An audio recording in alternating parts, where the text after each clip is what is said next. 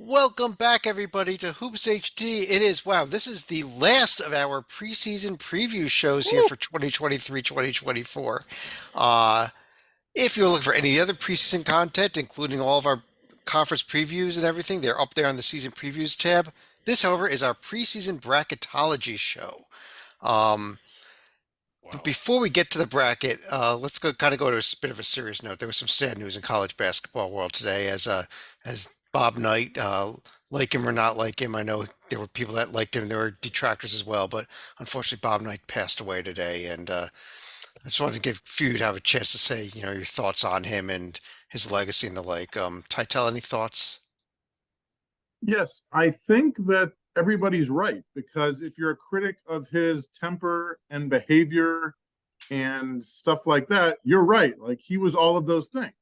But if your counterpoint is 5 Final Fours, 3 championships, Hall of Fame, Olympic gold medal, etc., you're also right. He was a complex man, a complex coach who had a lot of good and a lot of bad, and you can't write the legacy, in my opinion, without either one. He'll be missed and is a coaching giant and legend of the game, but he was far from perfect. He was. Dorman, any thoughts? Yeah, I like it, like Titel said. I think Titel said it perfectly. To me, he was good for the game of basketball. Kind of like the Yankees. You either love to root for him or you love to root against him. But he was good for the game of basketball, and he loved hard-nosed, hard-working defensive players, and he started his teaching on the defensive end. And coming from an area of the Big Ten growing up, I just whenever he was on TV on the bench and he had that blazer with the plaid there going and he got upset, and it was just really exciting whether you're for him or against him. So rest in peace, Coach Knight. And Slick, I go to you for a quick comment as well. Yeah, I would also sum up Coach Knight in three different players right here. Number one, we'll go with Landon Turner, who was a center on his 1981 championship team. Sadly, he got paralyzed during the summer in an automobile accident, and Coach Knight helped to raise some money for his medical bills, totaling, I believe, around $400,000. So that's part of the good side of Knight. We also look at Steve Alford, who was a star player on his 1987 championship team. He was pretty hard on Alford, but he knew Alford could handle the heat. And despite a couple tempestuous seasons, you look at his senior season and you could see the payout right there. But you also look at Neil Reed about 10 years later. Unfortunately, that's where we got to see the beginning of the end of his tenure. I'm not going to go into too many details, but if you're familiar with the CNN SI piece going back to 2000, that will basically sum up Reed as far as his time at Indiana. Yeah, well, on that note, let's move on. And you know what? I did not introduce everybody on the show at the beginning, so we'll go back to the gallery view here. John Sleek and David Griggs to my side, David Dorman down below him, John Tytel and Mike Cha joining us. Mike, you're getting some lasagna, is that correct? I mean, that's even more important than college basketball right now. Yeah, let's see it. Let's see it. Yeah. Show it. We're hungry. We're Oh getting, my God. oh, there we go. It's the Stofers. You just pop, super easy. You just pop it in the oven for 50 minutes. And Is everybody, I bet you're happy you tuned in. You thought you were going to see a bracket. You didn't expect to see Michael Cha. I'll tell you one eating thing. up Stouffer's lasagna. lasagna at $5 is a lot better than restaurant lasagna at 15, 20 bucks. Yeah, the $5 and the lasagna. You might be right there. This is better than free chili. This is free lasagna here. I You forgot can talk about free anything chili. on this podcast. Yeah. It doesn't have to be just basketball. Let's go ahead and we are doing the bracket rundown show. And first of all, Stalika, you're the one that put together at Can I least the say initial. something about Bob Knight, Chad? I'm sorry, Mike. Sure, absolutely, please. In terms of technical acumen, one of the greatest minds of all time. I don't Really know was. too many other people who had better technical acumen. And I know he was very irascible, very volatile. But the thing is that there are things that get overlooked. That he did a lot of good things, like raise money for the library. He made sure that all of his players graduated. He didn't cut corners. He could have easily cut corners if he wanted to, and he didn't. And as you alluded to, like Landon Turner's, like if you were loyal to Bob Knight, he would pay you back in spades. Like off, off the court, he could be from what I understand, he's a super nice guy, very funny, very good sense of humor, really into hunting, very passionate about hunting. So it's just those things that don't get the camera time, but that shouldn't be overlooked either. That that if you're loyal to him, he can be a super great guy to you. Great point. I couldn't agree more. And I do want to go back here. We're just starting to get into what we're doing tonight. And I'm going to go ahead and pull up the screen share here. This is, for those of you who've watched our shows from the January and February and even early March of every year, this is one of the shows we do where we reveal a bracket. And we're going to do a preseason bracket today that we're going to be revealing. The way we're going to reveal it is the first 16 teams one at a time, have a little discussion of them, then one seed line at a time through the rest of the field. And for this field we're doing today, Stalika, can you explain? Because you're the one that put together the initial seed list. How we got these teams for tonight. So what I've done for the past few years is I'll do a composite list of the AP and college polls. I'll go by each team's average ranking from 1 down to 25, and then all the way down to the first 36 at-large teams. Now, if we're talking about automatic bids, I would select the preseason favorite from the media and coaches of our under-the-radar conferences like the America East, the Big Sky, the WAC, etc. So it's strictly a media poll, and if you've looked at the polls, the seed list won't surprise you, but it's more the analysts than the discussion that we're going for tonight in a bracketed format. Yeah, and we really want, and we're talking about where also we think a lot of the national media got some things wrong, because I personally think a lot of national media got a lot of things wrong, and I think some tiebreakers we use some various breakings like Ken Palm, but with all these shows though, Griggs, I wanted to give you a quick shout here because I know you love blind resumes, and so. Yes. Why not start off our season? Oh, I love this segment with a blind resume. Griggs, yeah. Which resume is better, left or right? Oh God, this is tough. I'm gonna go with the one on the right because you know how much I love road games. Yeah. Look at all those road games here. Yeah, but I mean it's pretty even. This really is a tough. I mean, and then this just goes to show you how difficult the committee's job is. I love the team on the left. I don't know what data this is based on. Plays at a much higher tempo than the team on the right there. There's been no games.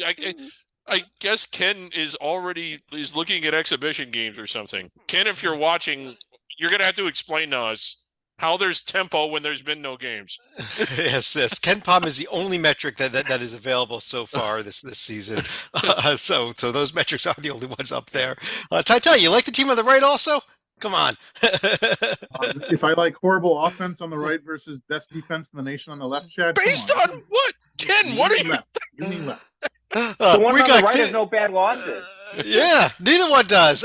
Mississippi Valley State on the right, Kansas on the left just shows you that nobody has any record yet at all at this point in the season. So a lot of this stuff is we're basically doing guesswork here at this point.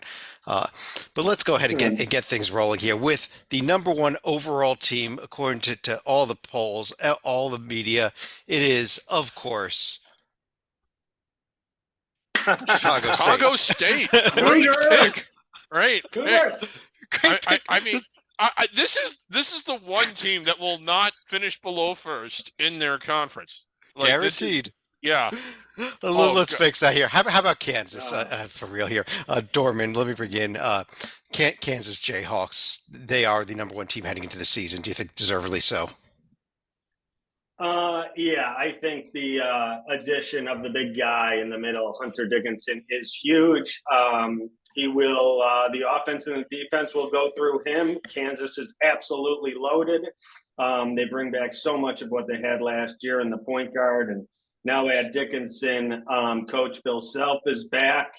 Maybe now that the worry of the suspension or postseason ban is over, they're not worried about that. And I understand where the media is putting them number one.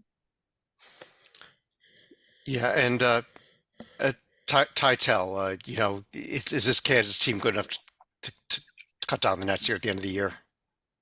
Yes, but they were good enough last year, and Arkansas showed that that means nothing. And Yep. had you asked me a week ago, I would have said, yes, Kansas deserves to be number one, and they probably do. But I would witness the game last Sunday when Illinois beat them by 7 points. I know it was an exhibition. I know it was on the road, but it happened. They let Terrence Shannon score 28 points against them, 5 of 9 from 3-point land. So I have some doubts based on a very small sample size that doesn't even count, but I have doubts. All right, but again, my official records do show no losses so far for Kansas. Number 2 overall, Mike. Let me bring you in here. Purdue, the Boilermakers, who have lost to a 15 seed and a 16 seed in the last 2 NCAA tournaments. How about Purdue, number 2 overall? Well, they're raging tide during the regular season. They're mop water during March, the NCAA tournament. But we're seeding the teams based on how they do in the regular season. So this is a no-brainer. The big guy Zach Edey is back, and that's huge. At least in the regular season, they seem to have all the ingredients to be a number 1 seed. Now, how they will do in March remains to be seen. They have everybody back. This was. Yeah, they finished the regular season ranked 3rd. They won the Big Ten by 3 whole games, won the Big Ten tournament. I think that everybody is understandably what's indelible about them is what happened in the NCAA tournament, which I still don't understand. So I can understand rating them a little lower. And I also know that they did lose an exhibition game at, was it Arkansas that beat them? Yeah, it was Arkansas. And but still, like, Arkansas is also very good, and as Chad quickly points out, that really doesn't mean anything. I would rank them number 1 right now, and I think they can win it all. Just a quick note, you're seeing the cities, the regions show up here as we reveal these teams. Kansas there in the South region, which plays its regionals in Dallas. Purdue in the Midwest region plays its regionals in Detroit.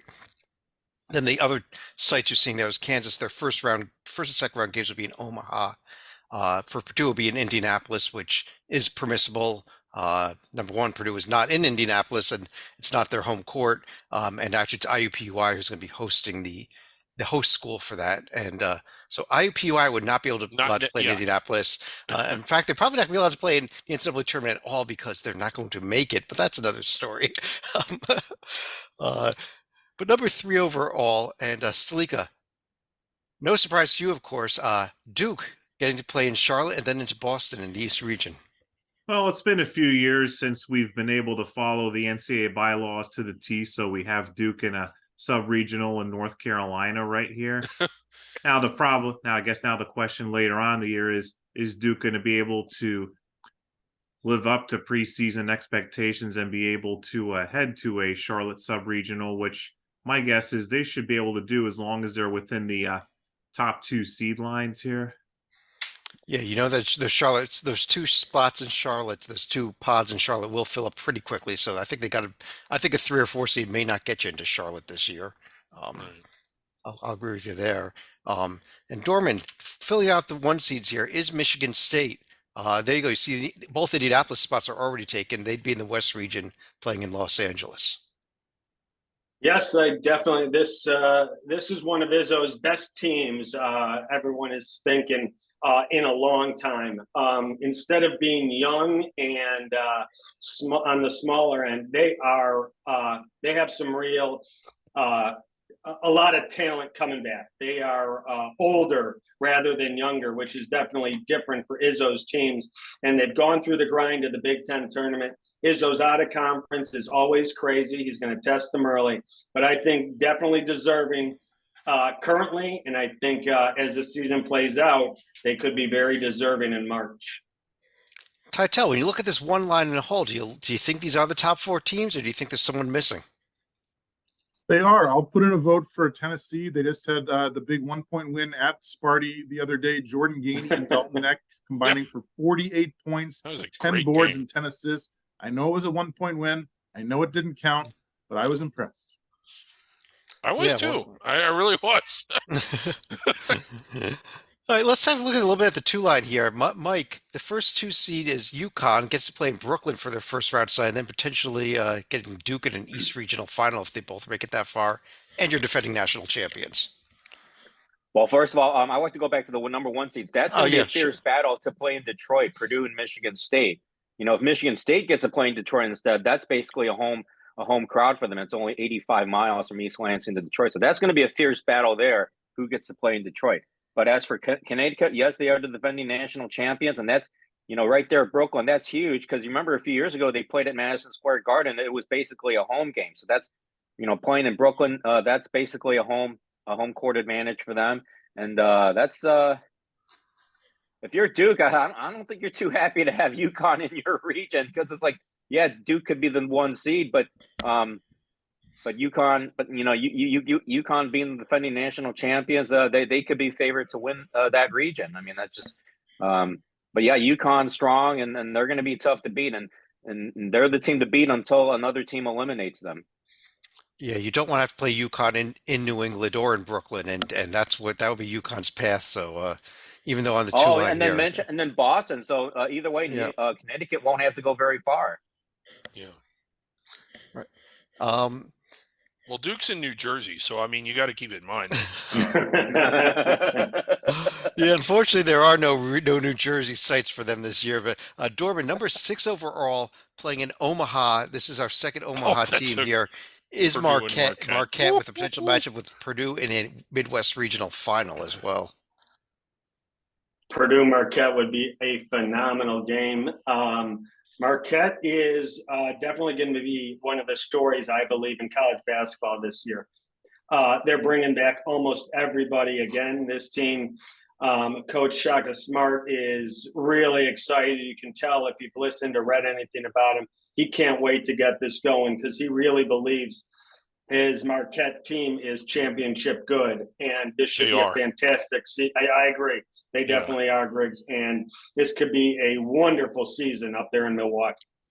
And Titel, I believe that these will be the same top two seeds that we saw in the East region last year. Is that correct? I'm worried that Stalika is just copying his 2023 bracket chat. These are the exact same seeds from the East region last year. Really? We just moved them out to Detroit, though, so we moved them a bit. Griggs, number 7 overall over there in the West region, Salt Lake City. There's Houston. Now in the Big 12. Yeah, they lost a lot, but they've successfully reloaded their talent. I don't think they're quite as good as they were last year, but they're definitely top 10 good, probably protected seed good. And this is a team that I know they went out a little early last year, but it seems like if they don't meet the Sweet 16 in a given year, that it's kind of a down year for them. I like Kelvin Sampson. They're really good defensively. Now, the conference that they're playing in is now a little tougher. Well, not a little, a lot tougher. A little, just a little. You replace East Carolina with Kansas, and it's a little tougher. Yeah, it's substantially tougher, but I think that's going to make them better. I really do. Like instead of maybe 1 or 2 showcase games a year, they're going to get 12. And I think it's going to sharpen their iron a little more and maybe prepare them a little more for the tournament. Not that it's been a problem in the past. We've seen them in Final Fours and Sweet 16s as it is. It could be a trade-off. They might have a few more losses, but their strength of schedule will be that much stronger. So it's a trade-off. Yeah. You kind of stole exactly what I was about to say there, Mike, because I would not be surprised to see, even though Houston probably has the talent to be here on the 2 line, I could see them on the 3 or the 4 just because of regular season losses that come in. Stalika, number 8 overall is Creighton. First of all, they're not playing in Omaha for 2 reasons. Number 1, both Omaha pods are already set, and number 2, they're not allowed to play in Omaha because they are the host for that region. You sent them out to Salt Lake City, though, I believe. Yep, and as it is, way to read the screen, Chad. Good job. And as it is, they will get a matchup against Kansas right here. Dallas would still be the closest region for the Blue Jays right here. Of course, now the question would be, would Creighton be able to potentially handle the altitude of Salt Lake City? And how about the fact that we have 3 Big East teams here on this 2 line, Dorman? What do you think about the 2 line overall? Strong. I love the 2 line here a lot. My one question, ironically, is the defending reigning champ UConn. I think they might struggle coming out of the gate this year. They got some pieces to fill from last year's loaded roster, where I believe as Creighton and Marquette have more experience coming back. I think of a huge year coming in the Big East. Going to be fantastic regular season race there. All very deserving on the top two lines. Titel, number 9 overall. You mentioned Tennessee, I believe, earlier. Here they are. They're down on the 3 line, but they get to play in Memphis. I'm telling you, I was so impressed by Tennessee's performance the other day. I think Zakai Ziegler is going to be 100% at some point soon. But as we all know, Rick Barnes in March is not great. Unfortunately, Shaka Smart is. This is a bad matchup for Tennessee, specifically from the coaching standpoint. Yeah, well, they've got to get through 2 games to even get to Marquette, by the way. So it's in what go ahead. state, Chad? In what state? That would be Arkansas. Greg, you had a thought on Tennessee also before we move on? I just don't. I mean, I think it's going to be hard having to go to Arkansas to play those like round of 64. Mike, how about last year's darling Florida Atlantic, number 10 overall, in the South region there? Yeah, Florida Atlantic comes. They come with a full set of players, and they're determined to prove that last year was no fluke. I think this is a solid. This is definitely a solid pick here, Florida Atlantic. And now with the Final Four run in their belts, they're definitely experienced. They're not going to be scared or intimidated by the big stage. So I think this is a good situation for them. Florida Atlantic is a 3 seed. Florida Atlantic and Creighton. What a game that would be. Griggs, my question on Florida Atlantic is everyone going to kind of see them coming this year as opposed to last year? I think so, but like a couple thoughts. One, there's only one team in the nation that made the Final Four and returned their entire starting lineup, and I think 6 of their top 7, and it's FAU. As far as seeing them coming, yes, but how much does it really matter? They're not playing during the regular season last year. They really weren't playing in top-level games anyway, so who all are they going to face that it's really going to matter, especially when you get into conference play? A conference play is probably Memphis and nobody, but in the American there. Yeah. But... And Chad, I also wanted to point out that Chad, just one more thing. Yes, Florida Atlantic did move to American Athletic Conference, but Houston moved out, and that benefits FAU. Yeah. Yeah. Like FAU is, and they scheduled really hard out of conference, which is what they needed to do. But I think 10 is a little much. I know Rocco would disagree, but I definitely think this is legit, not an earned ranking, but a legit, they are that good, top 15, top 20 team that they can beat just about anybody on any given night. Yeah, there is that FAU schedule includes games against Butler, potentially Texas A&M, potentially Texas A&M, who's good, Iowa State, or in that tournament you got Illinois there, you got Arizona there, yeah. But then you get to conference play, and other than Memphis games, which come very late in the season, there's not much else to really write home about. And that is it could be what Houston was like in the previous years. Yeah. I was going to say that's the ESPN Events Invitational for FAU. So being in Orlando, they're going to have kind of a home crowd for that tournament. Yeah. Let's jump over here to the 11 overall, Dorman, and that is Gonzaga getting to play at home in Spokane on top of that. Explain that before. First of all, it's not in their home arena, and it's not an arena that they play more than 3 home games in. Yes. And they are not the host school, so they can play in Gonzaga. All right, thank you. Gonzaga can play in Spokane. Go ahead. Yeah. Coach Few would love that draw. They would love a 3, and they would love to be in Spokane, more importantly. I don't have this team ranked as high as the media and the polls do. I really think this Gonzaga team is not what we know Gonzaga to be. I already predicted I like St. Mary's to beat them out of the conference. And I think Gonzaga is still a contender, a top 20 team, top 25 team nationally all year long. I don't think we see them as a protected seed come March. Really? Really? You see them 5 line or lower? It's been a while. 5 to 6. Yep. I know it's been a while since they This doesn't seem to have that Gonzaga talent and speed. Yeah, and there is a team we're going to get to in this bracket that a lot of people would agree is better than Gonzaga, although that's not what the preseason top 25 says. Well, I mean, I would Gonzaga. say Gonzaga would have to win both the regular season and conference tournament to get a 3 seed. If they slip up, I don't think they'll be that ranked that high.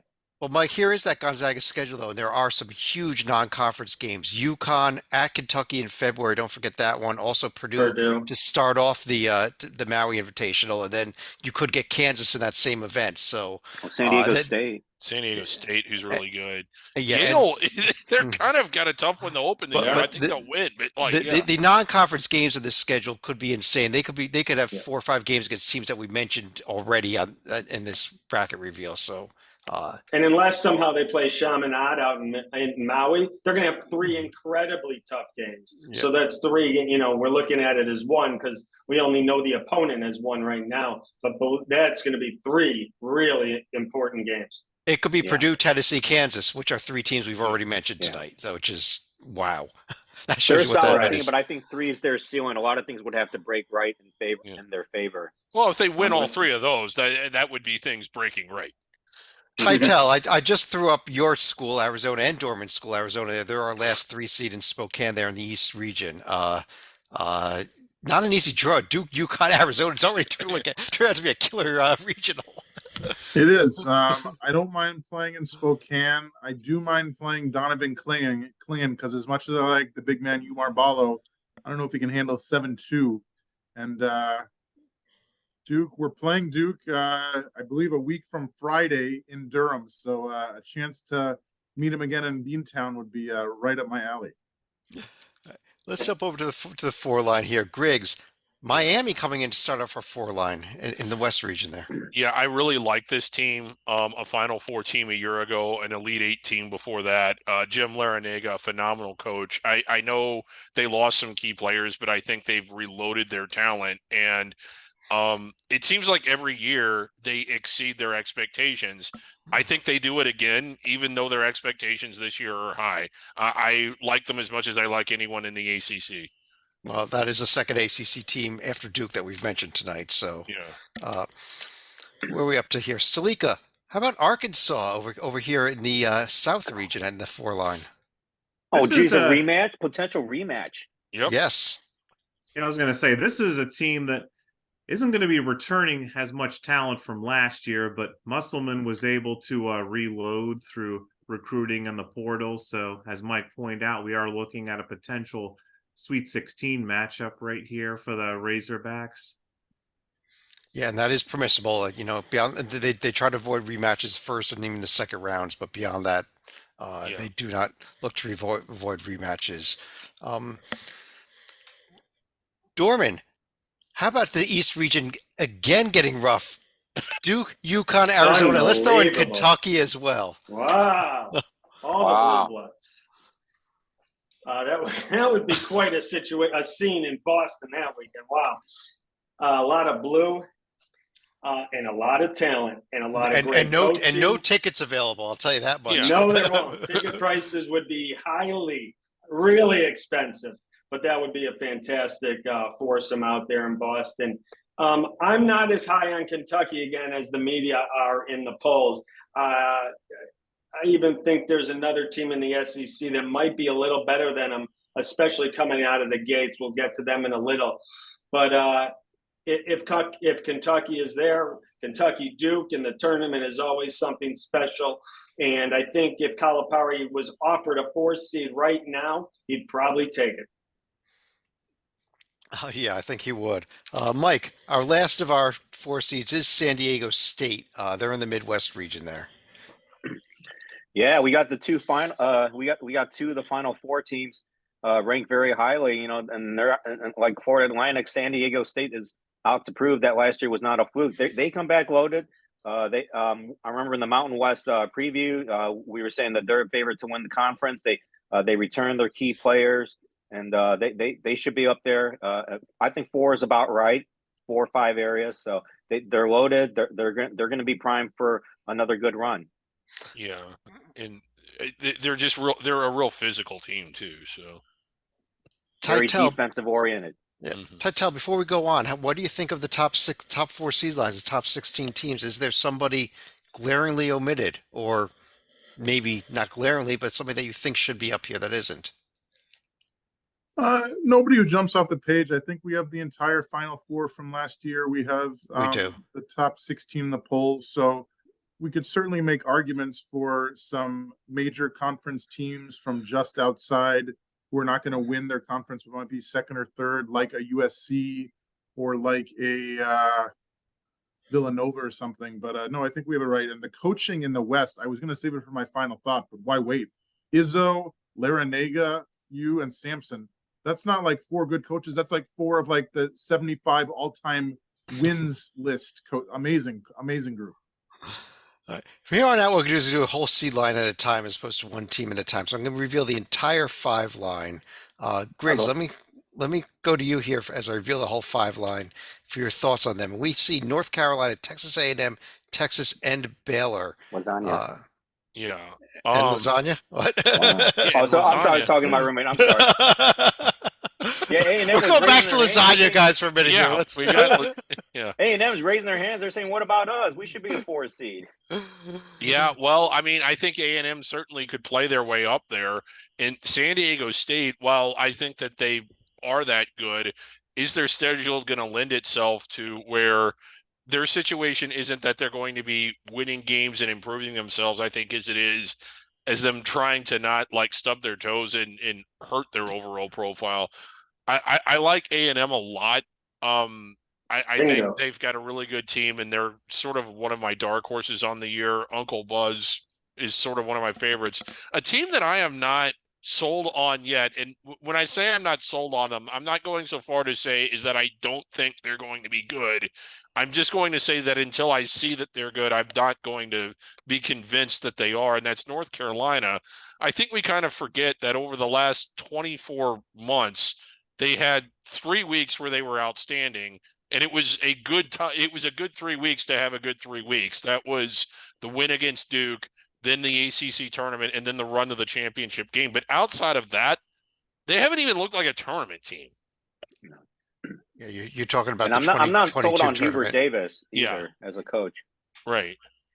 But yeah, I'm talking about the 2022 tournament. But from the start of the 21-22 season until now, for all but 3 of those weeks, they have not looked like an NCAA tournament team. What about the other two teams from the state of Texas on this line here, Dorman? What about Texas and Baylor, the two Big 12 Well, teams? 4 weeks. 4 weeks to be fair. Sorry. Yeah, I think they're Answer the question coaching marks. I claim. think I think that's why they're not top 4 protected seed, and I think that's why they're not on the 8 and the 9 line. A ton of talent. How it plays out is the big question. Texas now will put. They have made coach. I'm blanking of his name. Chris Beard's successor. Chris Rodney Beard's Terry? success. Thank Talking you. Rodney Rodney Terry. is now noted head man at Texas. They played great from last year. Let's see if they can keep that going and see if that was a team that can possibly has the talent to make the Final Four, or they could be struggle city and be stuck in neutral all year. Baylor, another team. Scott Drew, terrific coach, brought this program from the bottom of the ocean to incredible heights as a national champion. It's one of the greatest coaching jobs I've ever seen. It is. But they've lost some talent. He always reloads. I think it's very fair to put Texas and Baylor on the 5 line currently. Stalika, how about the 6 line, where we've got USC, who we mentioned earlier, St. Mary's, who's been mentioned, Villanova, who's been mentioned, Alabama, who we have not mentioned yet tonight. A little bit curious because St. Mary's was actually picked above Gonzaga in the West Coast Conference, but obviously this is a reflection of the national media, not the West Coast media, who would be more privy to their conference. For example, Villanova is another team that hopefully they're going to be healthier, but there's still going to be some question marks on Coach Kyle Neptune until he's actually able to get his team into the big dance. I like Kyle Neptune. Yeah, and Going on record and saying that. Titel, we just keep throwing big name schools into this East region. Even after this first 4, we throw Texas and Villanova in here as well. What about an Arizona Villanova potential game? Too many Wildcats and another Arizona Philly matchup. I forget how that worked out for the Phillies, chat. I'll ask you later. And then eventually might play Kentucky. I mean, can you throw Kansas State in as an 8 seed just to screw the you whole thing up? pull that again. I'm pulling out Princeton on you in the 14 line there. So you just behave. Wow. That was quick. Wow. Hey, where are we? Mike, what about USC and Alabama? Also, the other two teams here. I think that's about right. Let's see, is that the no, that's not that's the second Pac-12 team. USC's got a lot of talent. They're good, but kind of a cut below the elite teams. Alabama was a 1 seed last year, so this is a drop off for them. But they're still a capable team. But that's that West region. There's a lot of good coaches. That's Gonzaga potentially in the second round, and then Houston if they make it to the Sweet 16. That's a loaded region there. Uh, let's jump over to the 7 line. Tytel, I'll bring you back in here for the 7 line where we bring in Wisconsin, Colorado, Illinois, and UCLA.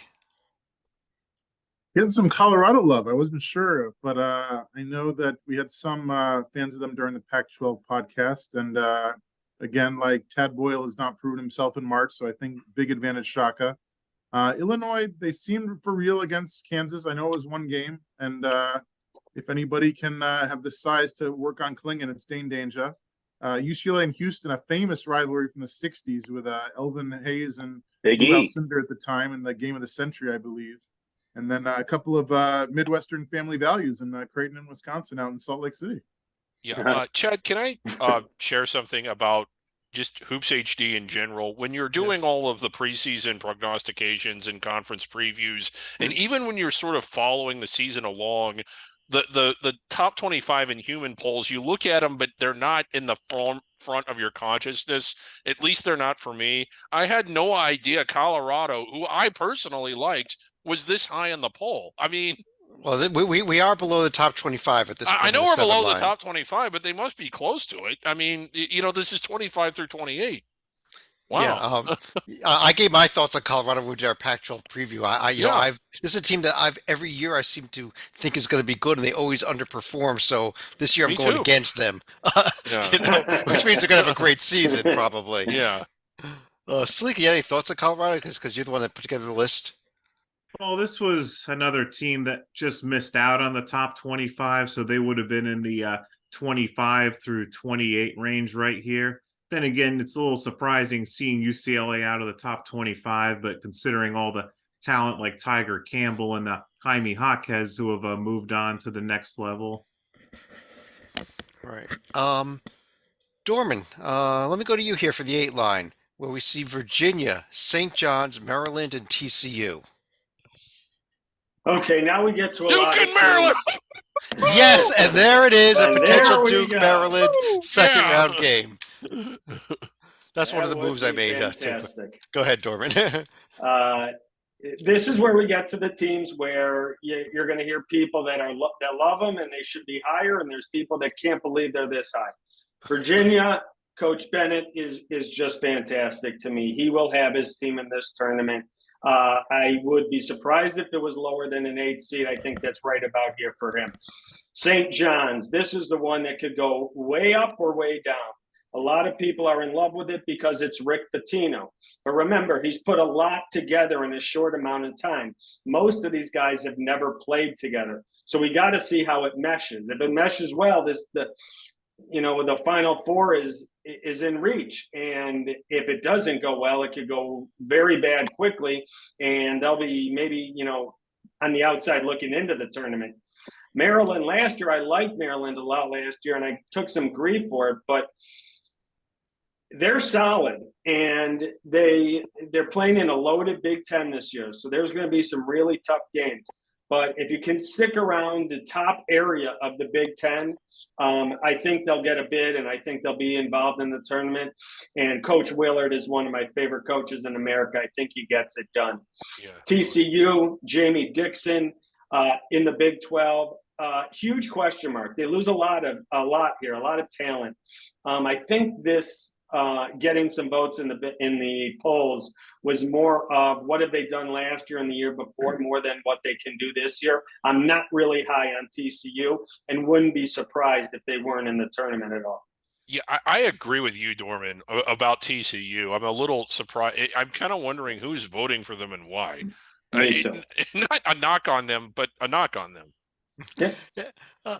Mike, let me ask you this. We've got half the field revealed at this point. Is there anybody that really sticks out to you as missing or not deserving to being there?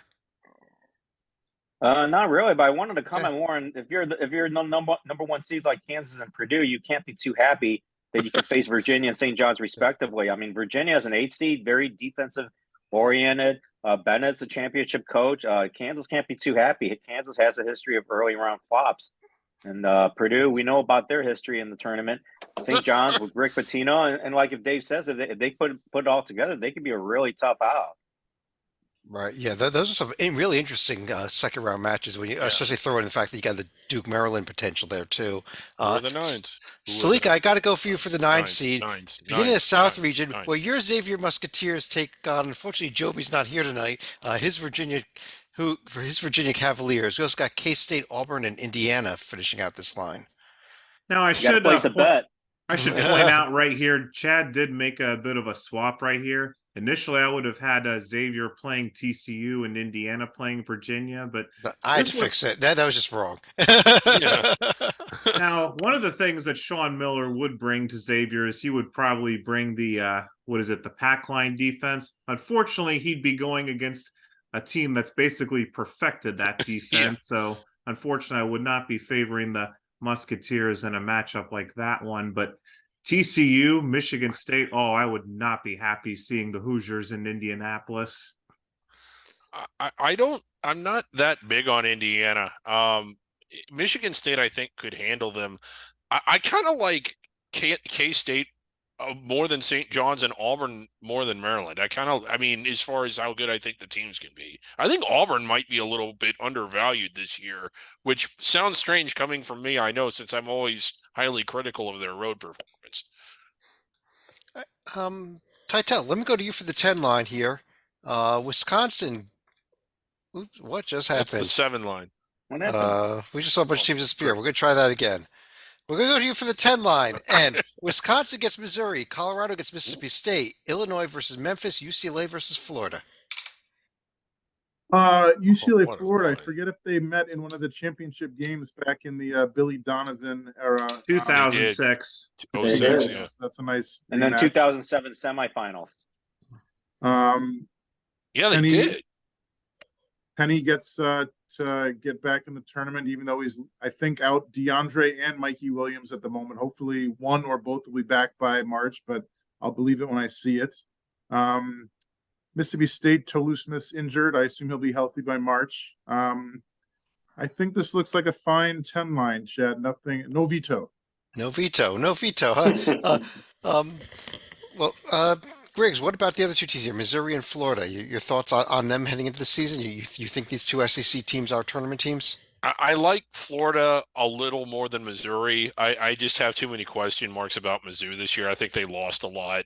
The Gators, I think they did very well in the portal, and I'm a big fan of Coach Al Golden.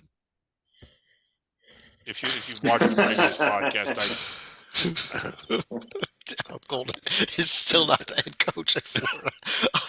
Miami.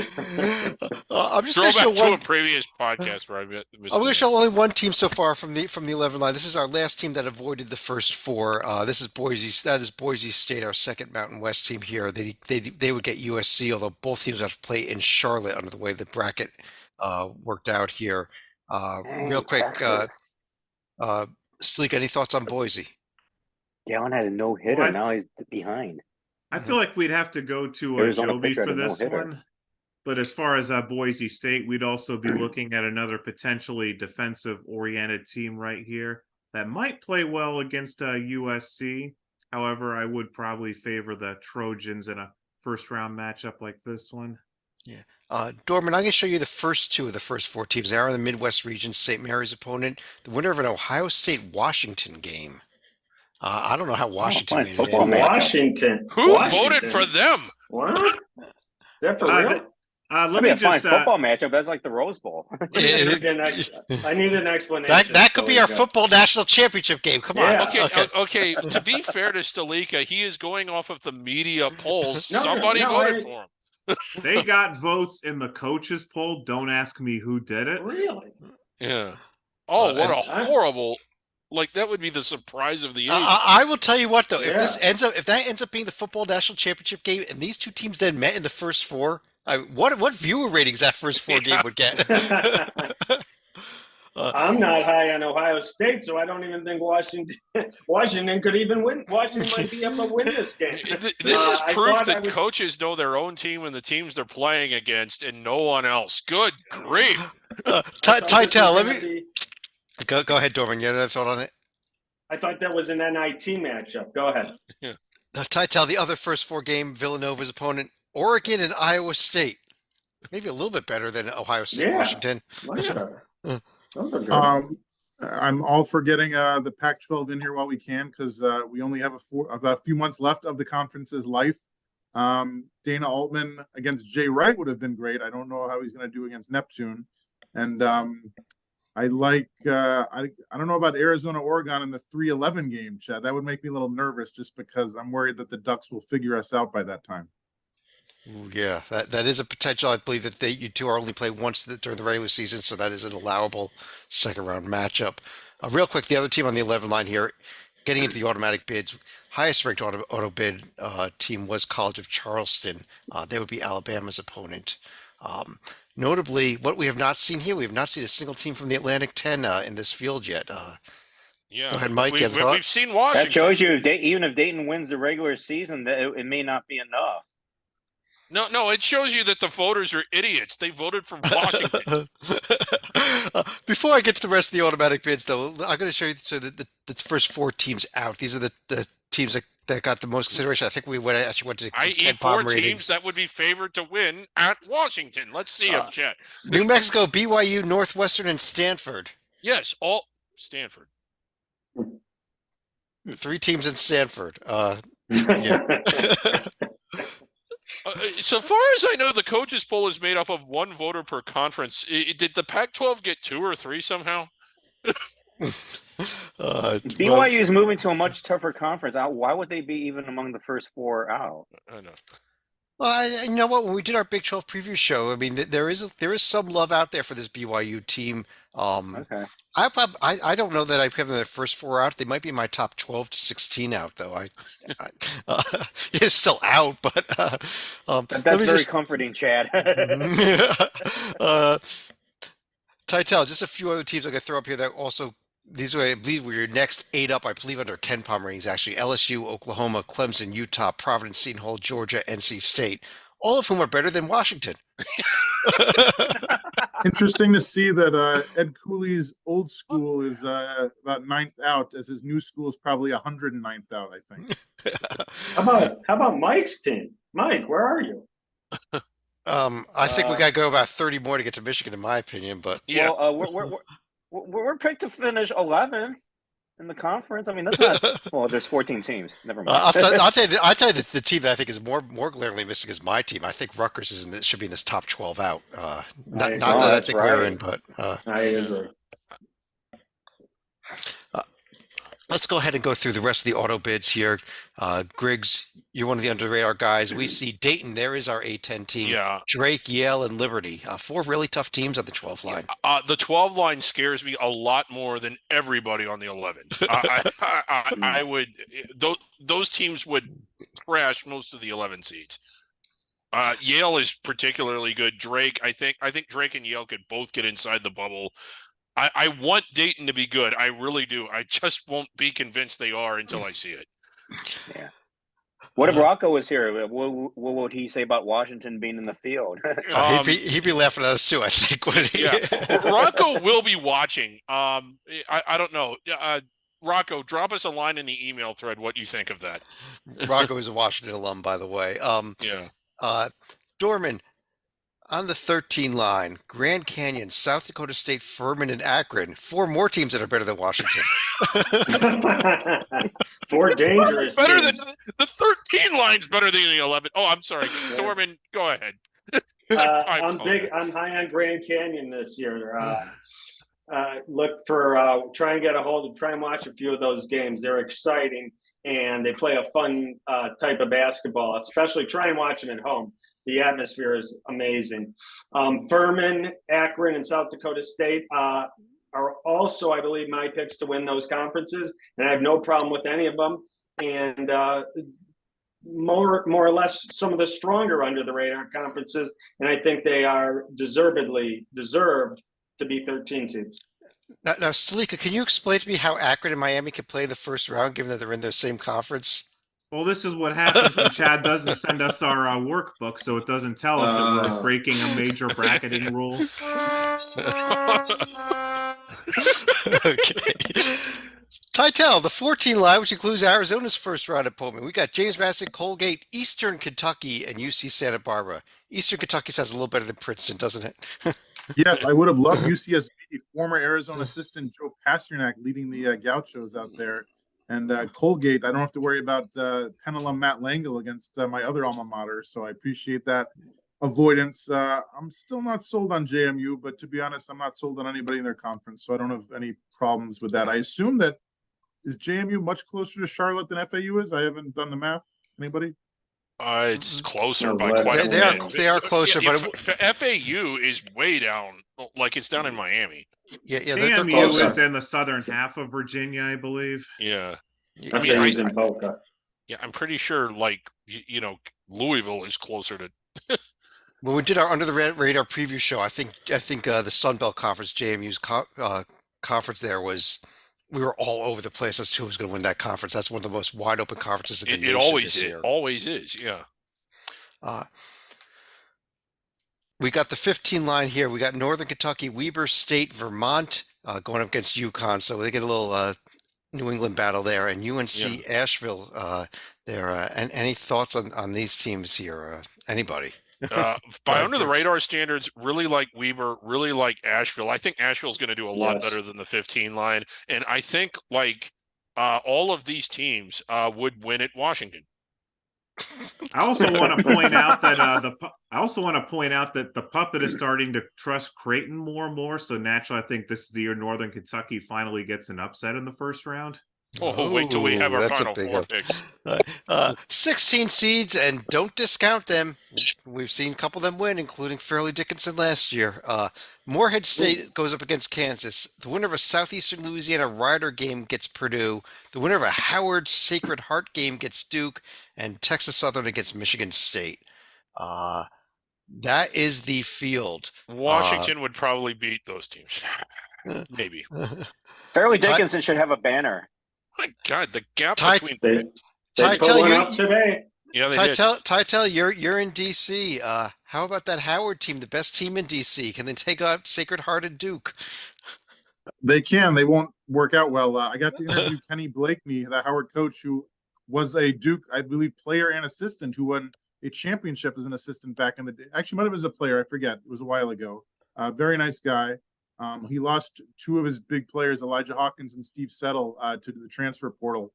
So it's going to be an uphill battle. But in terms of the West region with Texas Southern, if you don't think they're going to be battle tested, you don't know Johnny Jones. Their schedule includes Virginia, Creighton, Purdue, amongst many, many others. So they will be battle tested against tournament teams by March. I actually picked Texas Southern to finish 6th or 7th in that conference, but win the conference tournament as they do every year. Exactly what they did last year when I think it was an 8th place finish. They rode to the conference tournament championship last year.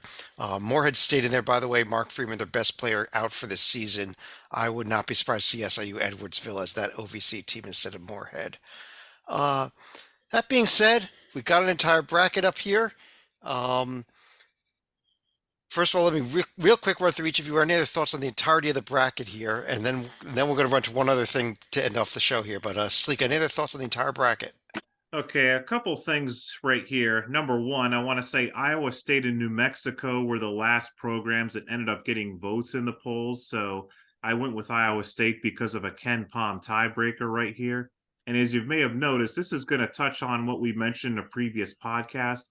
The NIT is moving on to a format where they're going to give like 12 automatic bids to the top 6 conferences right here. So I took the top 2 Ken Palm teams out of the 5 major BCS conferences plus the Big East right here. So that's why we see programs like BYU and Stanford, who probably wouldn't have a prayer in preseason, but depending on how things play in the regular season, one never knows. So these are your potential NIT auto bids here. Also, those 12 teams out. Correct. Dorman, any other thoughts on everything here? Yeah, once you get to the 5 line, the games on the 5-12, 6-11, 7-10, they are razor thin. These games are so tight.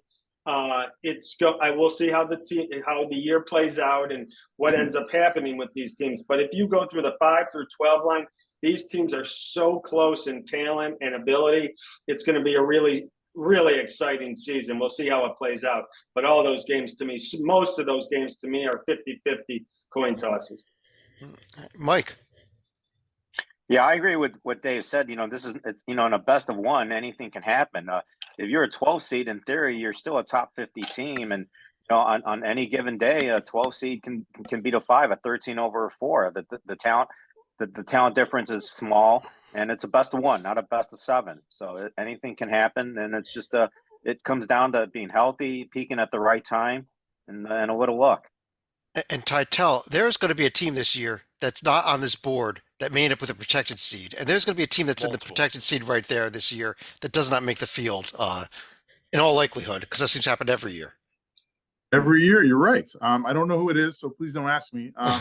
2 tiny tweaks I wish you would have made. We already have Kentucky and Arizona and Villanova in the East. If we can get Kansas State over there, we could have an all Wildcat region, which would be fantastic. And we have Gonzaga as the 3 in the West and Vermont as the 15 in the East. If it ends up being a 2-15 or a 3-14, and we can get them together to play. Everybody knows Mark Few's great in March. John Becker at Vermont, I believe he and Few are the only coaches in the nation who have won 7 straight regular season titles. There's a chance that if St. Mary's wins the WCC this year and Vermont is expected to win, that Becker will be the only one with 8. I would love to see those guys go at it because they are 2 of the best at what they do. So you're not taking Maine in the America East, huh? Not yet.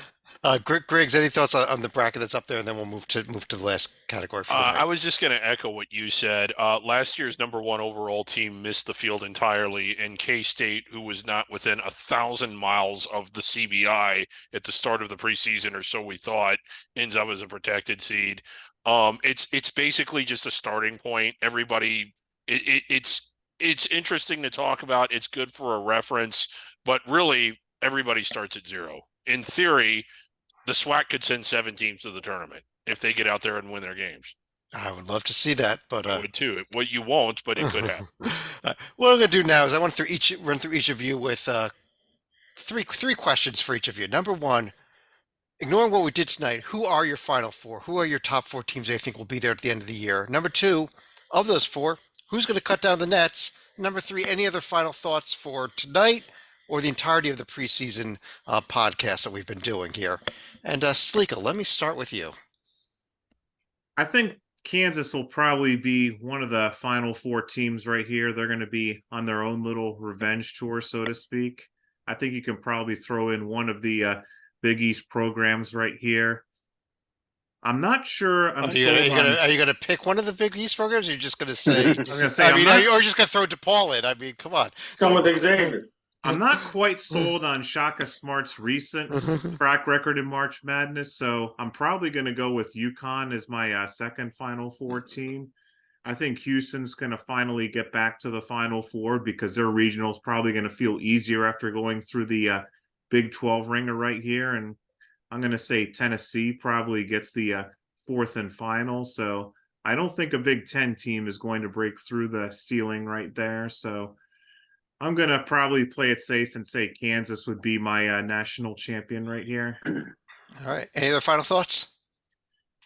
I've already gone through some of my explanations as far as the bracket, but I also want to point out Gonzaga and Arizona Gonzaga also had a bit of a tie break, as you may have noticed. So they got an inside path in the West region as opposed to Arizona, because they were both in Spokane sub-regionals. Yes. Titel.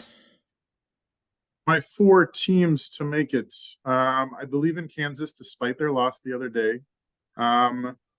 I believe in Arizona. I'm sure I'll jinx them, but I believed in them last year. And as long as we don't get Princeton again, thank you very much. I think we'll at least win our first round matchup. I didn't believe in Tennessee's offense. I do now, even though it was one game. Gainey and Next. If Ziegler's healthy, Vescovi I don't think played, but they still won. I believe in them. And I think Duke, now that Shire has a year under his belt and another great recruiting class, but also bringing back all those guys. I still wasn't sure, like, during the ACC podcast, but like they just have too much talent, and like I don't think he's going to screw it up. As far as who wins it, I'll go with Duke, but I think it is a coin flip. It's early. It's November 1st, for God's sake. As far as the final thoughts, still can't believe we lost Bob Knight. We talked about him so much before, but he was just I don't know if we're ever going to see anybody like him. Like, we certainly have fiery guys with temper. We certainly have guys who can coach their butts off and win multiple championships, but he really seems like a product of a bygone era. So I don't think we're going to see anything like him again. Yeah, I think I agree with you completely on that. Agree, 100%. Mike, what are you at for the Final Four and champion? Does it have to be based on the bracket that we? No. Based on whatever theory you want. Okay. Yeah, I'll go with Kansas. I mean, it's like they either flame out in the first weekend or they go a long way. I think, they're due to go a long way. So I like Kansas. I like Michigan State, especially if they can be in the Detroit region. I still remember what they did when they played up in the Palace of Auburn Hills. So I like Michigan State. You cannot count out Tom Izzo in March. UConn's a defending champion. I like UConn to advance a long way. As for the 14, gosh. I'll just pick a wild card. Why not? I'll pick Miami of Florida. I mean, Jim Larinaga, Miami of Florida. Why not? So, but like John Titel said, it's November 1st. A lot can happen. You got to be healthy. Key injury can change things quickly. So, and I'm looking forward to this season because this is going to be the last season that we know college basketball as it is before the massive conference changes. So let's enjoy the heck out of this season, guys. Absolutely. One last question for you, Mike, though. Who would be your national champion out of your Final Four? Oh, geez. I'll go with Kansas. Kansas. Dorman, I think you're up next. All right, I'm going with both Big East teams. I'm going with Marquette. I'm also going with Creighton. I picked Creighton last year to go in the Final Four. I think I was a year too early. I love the inside-outside game of Creighton. I'm going with both Big East teams. My third one is going to be Arizona. I know it's a little biased, but I love the talent and I love the coaching. I think they can get it done out west. And my final team in the Final Four and champion will be Purdue. I think Purdue pulls a Virginia and goes from getting knocked out of the tournament by a 16 seed all the way to being a champ. I got 4 teams I think are being a little underrated, not necessarily, but by our bracket tonight, but just by the national media, and 4 teams that I could see having really big time seasons. Tennessee, St. Mary's, Texas A&M getting no love in the SEC. I really love that team. Wade Taylor is probably the most underrated player in America. And my last one from an under the radar, Drake. Drake is phenomenal. We talked about it when we broke down the Valley. Drake has the type of team that could go to the Final Four. Yeah, which is why I'm still picking Northern Iowa to win the Valley. But, good pick, Chad. Wow, I think Drake can get to the Sweet 16. That's pretty bold. Okay, real I just quick. want to add Dorman. Dorman. Yes, Indiana has suffered enough today. You had to pick Purdue to win the whole thing. I'll tell you what, though. Dorman kind of stole my thunder. Last time a 16 seed beat a 1 seed was Virginia. What did Virginia do the next year? They came back and won it all. I'm picking history to repeat itself. I'm with you, Dorman. I've got Purdue winning this entire thing. Me too. The rest of my Final Four is going to be Kansas, Houston, and I do like Creighton a lot this year. They're going to be my 4th team in there. Griggs, how about you? Yeah, I'll start with Florida Atlantic. I'm not picking them to get to the Final Four, but I do think that they are certainly built to get there. How could they not be? They were there last year and everybody's back. Even though I'm not picking them, I'll be less surprised to see them back in it this year than I was to see them get there last year. They're a really good team and they have experience in March. As far as my Final Four, I'm going with Creighton. I am no longer beating the drum. I said that I would keep beating it until they finally had a run in March, and they've done a Sweet 16 and an Elite Eight, and they're better this year than I could ever remember them being. I think they can get to the Final Four. I really like Michigan State to get to the Final Four because they're both talented and experienced and super well coached. I like Purdue for the reason you said to get there. And my fourth, I'm kind of just, it's kind of hard to come up with one. I agree that Kansas they just look to be exceptionally good.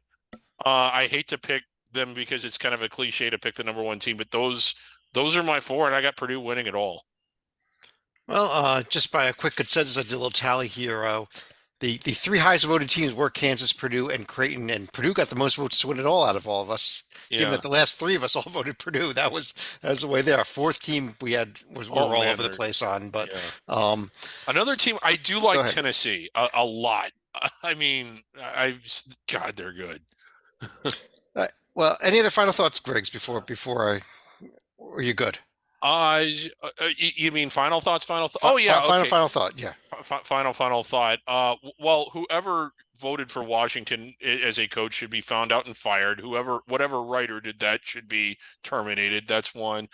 Another thing, just to kind of echo what you said, what makes this so fun is that the final bracket, the final rankings will look nothing like this. Half the top 25 teams will not be in the top 25 at the end, and there will be a lot of surprises. Not so much a college basketball note. It is a little bit as much as a college athletic note. Next Tuesday is was supposed to be across the board the NCAA Civic Engagement Day. Uh, when they first passed the rule, they said that across the board, no practice, no games, no travel were allowed that day. Because They've because it's election day. It's because it's election day. They've Yes. now amended the rule to say, well, you have to have a civic engagement day, but it doesn't have to be election day if your sport is in season. So essentially, the fall and winter sports don't have to do it that day. And they further walked it back even more and said, the civic engagement day can be one of your already scheduled days off. So you know, I've never seen the NCAA want to appear to do something, but have it. It's the most empty gesture I've ever seen. July 15th is now Civic Engagement Day. Yeah, I mean Nobody's that's where playing we're that day. moving next in the off season. This is something the the Student Athletic Activities Council really strongly argued for and appeared to get it. I think they should go ballistic because they've essentially been ignored. And I really do think we need to move the start of the basketball season back to the second Friday in November. It used to be even later than that, but don't don't give them that day back. If you really say you're about student athletes, they argued for it for years, and then you gave it to them, and then you've all but eliminated it not even a few years later. Well, on that note, that concludes everything for our preseason. Coming up Monday, 11 a.m. Eastern, Spalding at IUPUI. This regular season tips off. I want you Tip it off. to be to about 4 o'clock when we get our first D1 versus D1 game. Yeah. But on behalf of John Titel, David Griggs, Mike Cha, John Salika, David Dorman, I'm Chad Sherwood. Thanks for joining us for another great preseason. We'll be back again next week with a preview of the in-season tournaments and the following week with all of our regular podcasts. Thanks for joining us. Talk to you again next week.